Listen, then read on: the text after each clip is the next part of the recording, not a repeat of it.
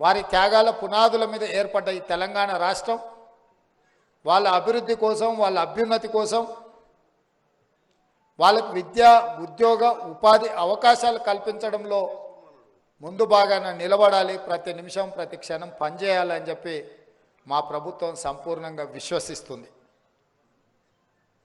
గతంలో residential schools విధానాన్ని PV Narasimha Rao గారు తీసుకొచ్చి పేదల పిల్లలకు సంక్షేమ హాస్టళ్లను, వాళ్ళకి విద్యను అందించాలన్న ఆలోచన ఇప్పుడు ఉధృతంగా ముందుకు తీసుకెళ్ళాలి. గతంలో రెసిడెన్షియల్ స్కూల్స్కి ఎస్సీ, ఎస్టీ, మైనారిటీ, ఓబీసీలకు అలాట్ చేసిన ఎవరికి వాళ్ళను ఎక్కడో ఒక ప్రాంతాన దూరంగా విసిరేసినట్టు ఇవ్వడం వల్ల చదువుకునే వయసులో వాళ్ళ మీద మానసిక ప్రభావం, మేము దళితులం కాబట్టే ఊరికి బయట దూరంగా ఉంచుతున్నారని, గ్రామాల అభివృద్ధి చెందినా కొద్దిగా ప్రభుత్వాలు మళ్ళీ దళిత కాలనీ అని చెప్పి ఊరు బయట తీసుకెళ్ళి నిర్మించడం ద్వారా ప్రజలలో మమేకమైపోయి కుల విధానాన్ని నిర్మూలించాల్సిన విధానాన్ని పక్కన పెట్టి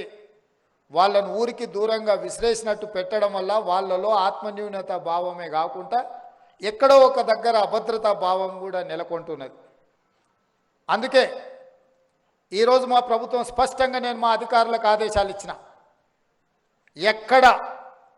ఇందిరమ్మ ఇల్లు ఇచ్చినా దళితులు, గిరిజనులు, ఓబీసీ, ఉన్నత కులాలకు కూడా ఒకరింటి పక్కన ఒకరు ఇల్లు కేటాయిస్తే రేపే చిన్న అవసరం పడ్డా ఉప్పు, పప్పు, బెల్లం, చింతపండు ఏ సహాయం ఉన్నా పక్కింటోళ్ళని అడుగుతాం. అర్ధరాత్రి పూట మనకేమైనా ఆపత వస్తే, గుండె నొప్పి వస్తే మన కులమైన ఆడు ఉన్నాడు ఆ ఇంటికి పోదాం అనుకోం, పక్కింటోళ్ళని పిలిచి లేపుకుంటాం. దాంతో ఒక మంచి వాతావరణం, కుల నిర్మూలనకు అది ఉపయోగపడుతుంది. ఒకరి అవసరాలు ఒకరు తీరుస్తుంటే ఒకరికి ఇంకొకరికి మధ్యలో ఒక మంచి సంబంధాలు ఏర్పడతాయి. వాళ్ళ పిల్లలు వీళ్ళ పిల్లలు పుట్టినప్పటి నుంచి కలిసి పెరిగి చదువుకుంటే ఒక మంచి వాతావరణం ఉంటుందన్న ఆలోచనతోటి మా ప్రభుత్వం స్పష్టంగా ప్రభుత్వం కేటాయించే ఇండ్లు అందరికీ ఒకే దగ్గర ఉండే విధంగా చూడండి అని చెప్పి మా అధికారులకు ఆదేశాలు ఇవ్వడం జరిగింది. ఇదే కాకుండా SC, ST, OBC, minority residential schools ఏవైతే ఇచ్చిండ్రో అక్కడొకటి ఇక్కడొకటి కాకుండా ప్రతి నియోజకవర్గంలో ఒక క్యాంపస్ లాగా దానికి ఒక మోడల్, దీని కింద కొడంగల్లో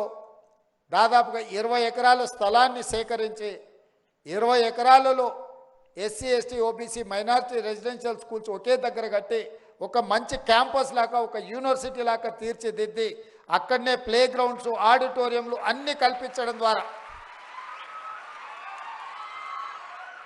కులాల మధ్యలో వైషమ్యాలు ఉండొద్దు, అంతరాలు ఉండొద్దు, పిల్లలందరూ కలిసి ఒక దగ్గర చదువుకుంటే, ఒక